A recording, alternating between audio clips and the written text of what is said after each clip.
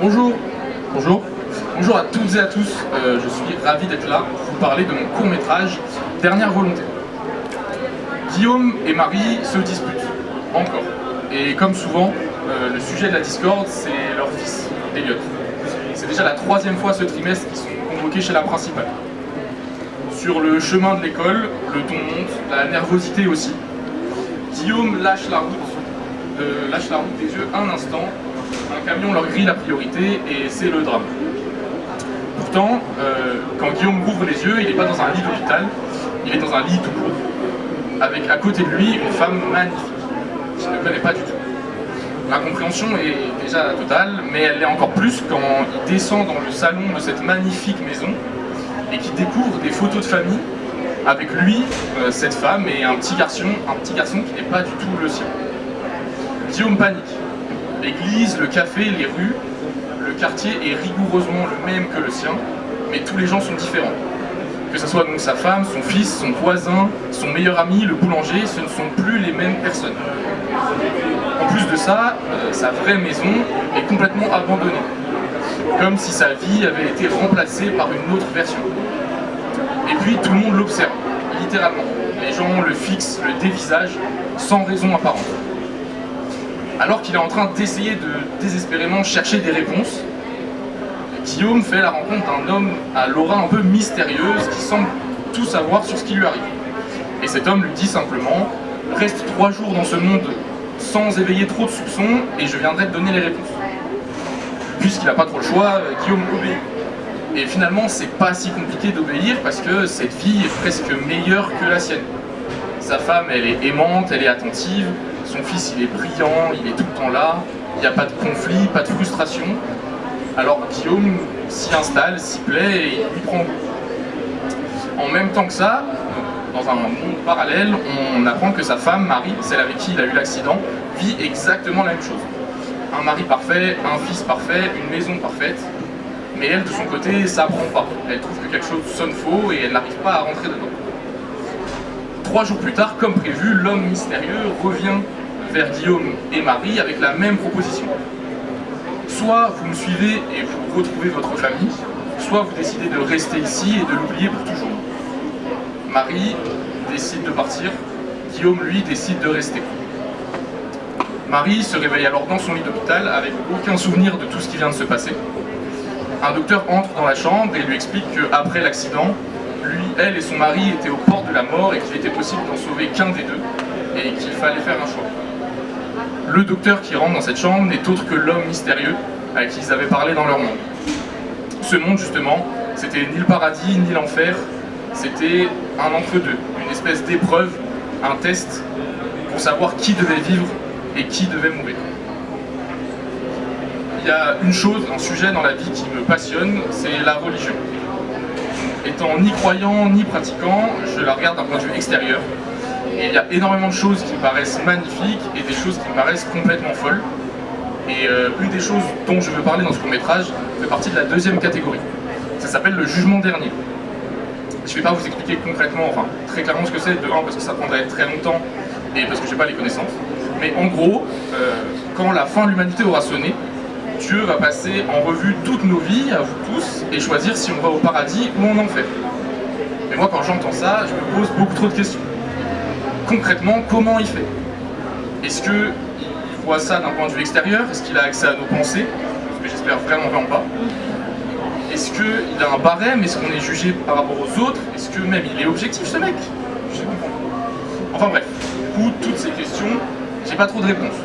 Et je me dis, moi, comment est-ce que je ferais si je devais juger 2 personnes et que ces personnes-là, et que ce jugement impliquait quelque chose de terrible pour ces personnes? J'ai réfléchi, j'ai essayé de trouver une réponse. J'en ai trouvé une, je suis pas sûr qu'elle va m'aller pendant encore des années, je vais sûrement changer, parce qu'il n'y a pas de réponse fixe. Mais en tout cas, en attendant, j'ai écrit un court-métrage. Merci de m'avoir écouté.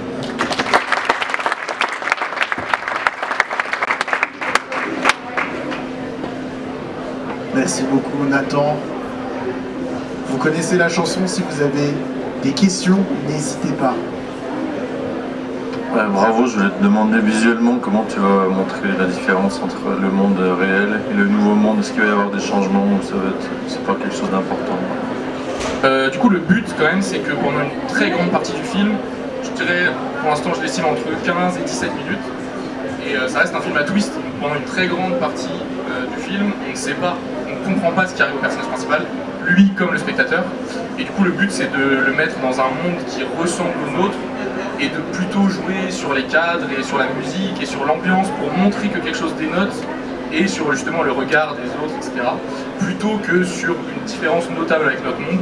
Donc ce monde va paraître comme celui dans lequel nous vivons, et plus jouer sur les autres aspects de la réalisation pour montrer que quelque chose dénote, pour que le twist paraisse compréhensible à la fin. Ok, merci. Est-ce qu'il y a d'autres questions? Des interrogations, des curiosités, tout est le bienvenu. On dirait le marché, pardon. J'avais juste une question par rapport à Elliot, parce qu'au départ tu parles de lui et je sais pas si dans la voiture, est-ce qu'il est présent lors de l'accident? Non du tout, en Non, fait ils vont à l'école pour rejoindre Elliot qui est justement convoqué chez la principale, et on revoit Elliot à la fin quand Marie se réveille sur son lit d'hôpital avec son fils. Elle a réussi à rejoindre sa famille sans son mari. Oui, si je vais te la poser maintenant. Est-ce que ça m'a fait penser à l'Hôtel des Deux Mondes d'Éric Emmanuel Schmitt. Je sais pas si c'est... Pas vu. Non, c'est une pièce de théâtre justement. Non, mais t'inquiète. Non, ça t'a... Ok, d'accord. Non, si je parle un peu de mes références, il y a une très très grosse référence à The Leftovers.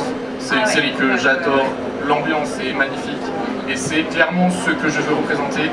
Le personnage principal de The Leftovers qui est écrasé par tout ce qui lui arrive, il essaye de trouver une porte de sortie, une solution, il s'attache à des choses auxquelles il ne faut pas s'attacher, il est complètement perdu, et c'est un peu ce que je veux faire de Guillaume en fait, qu'il évolue dans ce monde où il ne comprend rien, il essaye de rationaliser des choses qui sont irrationnelles, et d'avoir un peu ce mec qui nage dans un océan immense, c'est tout blanc derrière, et qui sait pas où il va en fait, et qui peut pas en sortir, et que du coup la moindre solution que va lui proposer un homme bizarre, pour lui il va dire c'est ok, parce qu'en fait il est tellement perdu et il sait tellement pas quoi faire qu'il se rattache à n'importe quoi.